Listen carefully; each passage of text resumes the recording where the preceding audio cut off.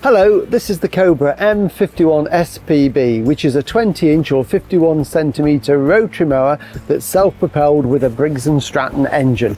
And this is how it arrives when you get it in a sturdy cardboard box like this. So what I'm going to do is undo the box, take everything out, and then I can show you how to assemble it and get it ready for mowing your lawn.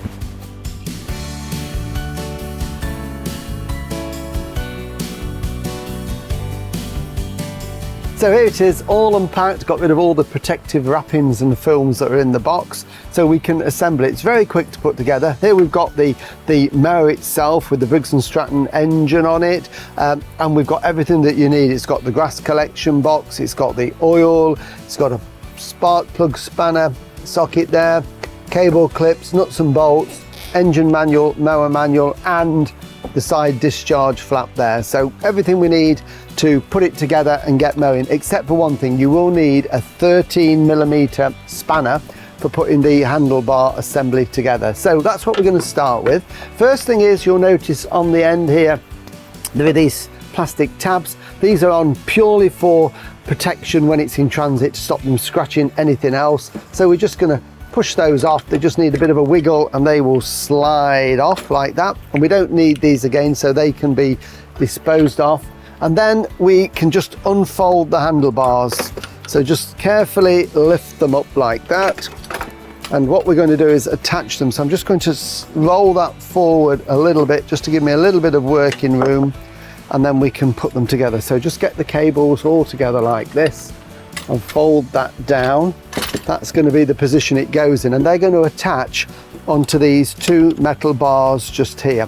So what you can do is get somebody to help, or you can fold them like that, and then we can put them into position. We need to make sure the cables are all on the inside, and then we get the two bases of the handlebars, and they fit on the outside of these two brackets here. Little tip is, when the nuts and bolts are unpacked, they're all put together, so just take them apart beforehand. It just makes life so much easier. So we just need to line that together, and then we can push in the bolt. The bolt's got a square end on it, which makes it very easy to line it up. And then we put on the flat washer first, and then the spring washer, and then we take one of the nuts, just hold that all there, and just put that on finger tight to start with, and then we can tighten it up properly when we've got the spanner. So then we just might need to give it a little bit of a wiggle just to get that into place like that, and then we repeat. And once you've got them finger tight, you can then get your 13mm spanner and just tighten those up. Okay, and we want to tighten them right onto the spring washer like that, and that will then stop them vibrating off when the engine is running. And it's then just a case of repeating that on the other side.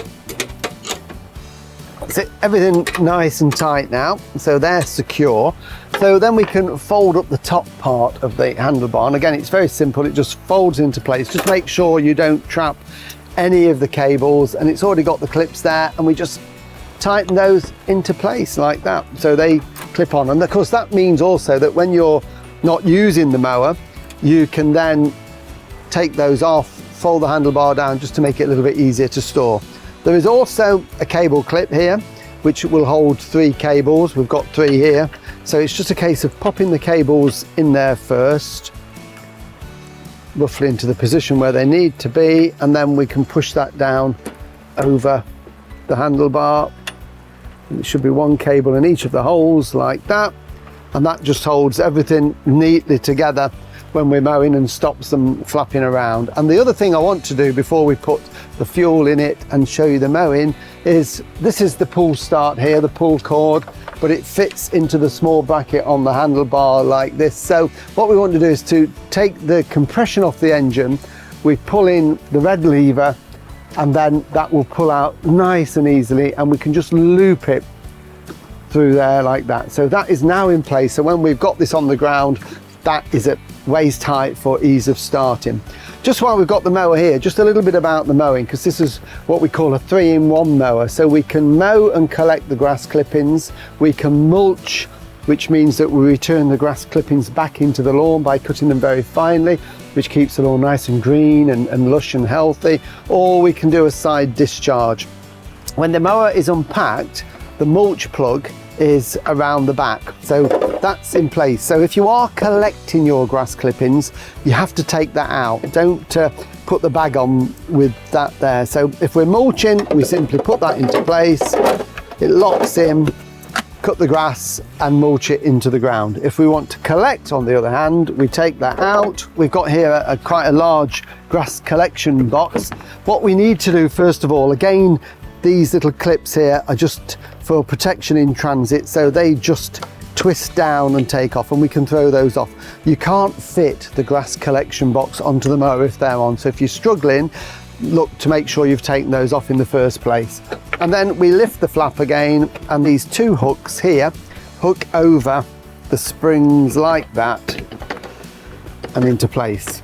There we go. And we've also got a little window there so you can see when that's full. So that is for collecting the grass. And the third method, which is very simple, we need to take the grass collector off and we need to put the mulch plug back in, and they're all just seconds to change from one method to another. So we're back in mulch, but we can then do a thing called side discharge mowing. And side discharge is where we lift this flap here and we fit this onto it. So it's very simple. That will just lift up, and then we take this and we simply fit it under this steel bar and goes down. So what's going to happen now, the grass can't be thrown out the back of the mower because we've got the mulch plug in, and it will be thrown out this chute at the side. And this is a great way of mowing if your grass gets a little bit long and you're struggling to collect it or mulch it, and you can cut longish grass and throw it out at the side that way. Or if you've got rough grass, an orchard, that type of thing. So very, very versatile mower and different ways that you can use it. So we'll just take that back out, and then I'll show you how we put the oil and the petrol in so that then we can lift it down and start it. This is a petrol mower, so what we need to do is to put some petrol in it. It comes without any oil or fuel in it. So petrol cap is just here. So I'm going to take that off like that. It's got a little hanger on there so you can't lose it, which is good. And we're using unleaded petrol, E10. That will work in this, but with E10 you must always use fresh petrol. Never leave the petrol in the mower for more than 30 days because it will go stale. And if you're putting it away for the winter, run the engine dry so there's no petrol in the pipes, the carburetor or the tank. So that is really important. The other thing you can do, and Briggs recommend you put an additive in there just to make sure it keeps the engine clean and you get much more efficient engine running and the engine will run smoother. So that is an additive that you would add to the petrol before you add it to the tank. So we're just going to put some in there.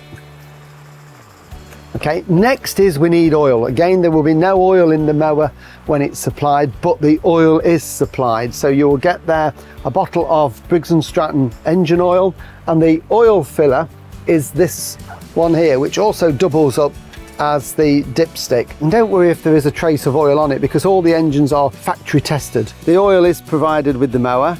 We need 440 millilitres, which is what is in this bottle. So we're going to put it all in. But of course, the important thing, whenever you're adding oil to a mower, you should always work on the dipstick. So I'm just going to wipe the dipstick on a piece of tissue and then pop it in, close it and take it out. Sometimes you need to wait just a few minutes for the oil to settle.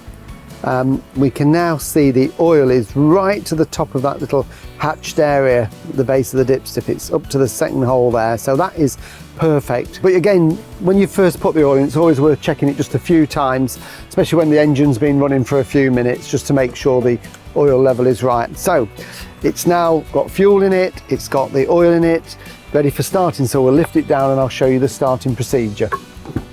Starting is very, very simple indeed. Just one thing to remember is when you unpack the mower and assemble it like this, in transit the deck is on the lowest cut-in setting. So what you need to do is just raise it a little bit, because if you try and do it when it's too close, it will scalp the grass and puts a bit of strain on the engine. So I'm just going to lift that so that it's clear of the grass, and that will just make the whole process much easier. And then we can start it. Just to show you the controls, this one has a throttle here, so we need the throttle to be fully down for starting, and then it's got two handles, a red handle here.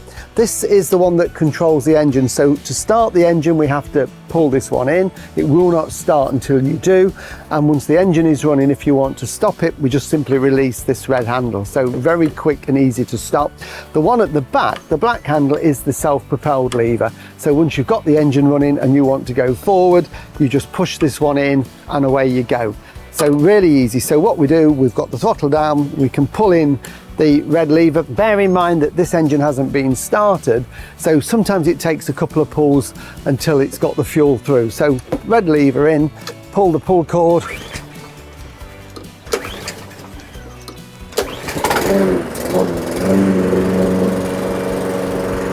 and then the lever in and we go.